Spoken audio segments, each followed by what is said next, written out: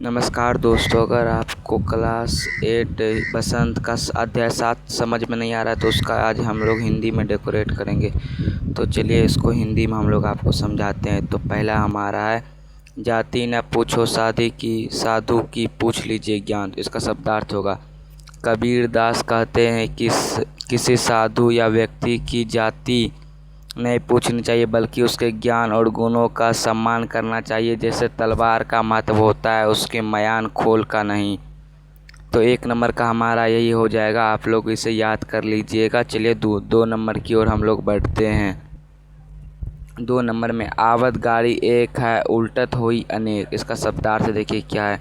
यदि कोई हमें एक गाली देता है और हम भी जवाब में गाली देते हैं तो झगड़ा बढ़ जाता है, इसलिए उपशब्दों का उत्तर उपशब्दों से नहीं देना चाहिए। 2 नंबर का हमारा यही होगा, किसी को दोबारा गाली नहीं देना चाहिए। तो 3 नंबर की ओर हम लोग चलते हैं अब।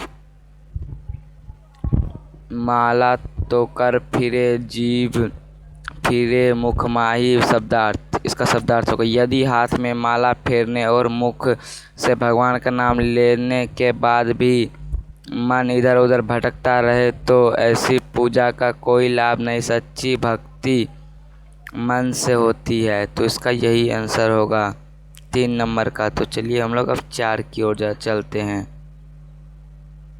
तो 4 में, कबीर घास ना नी दिए जो पावे तले होई। शब्दार्थ होगा, कबीर दास कहते हैं कि कभी किसी छोटे या कमज़ोर व्यक्ति का अपमान नहीं करना चाहिए। व्यक्ति वही कभी ऐसी स्थिति में आ सकता है कि उसका महत्व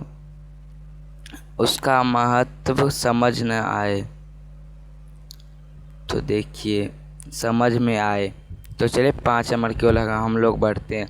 जग में बैरी कोई नहीं जो मन शीतल हो। इसका शब्दार्थ देखिए कितना सुंदर दिया है। यदि मन शांत, प्रेम पूर्ण और दयालु हो तो संसार में कोई भी हमारा शत्रु नहीं रहता। प्रेम और दया से सब अपने बन जाते हैं। तो वीडियो आप लोग को अच्छा लगा लाइक, कमेंट और एक शेयर करना मत भूलिएगा। मिलते हैं नेक्स्ट वीडियो में।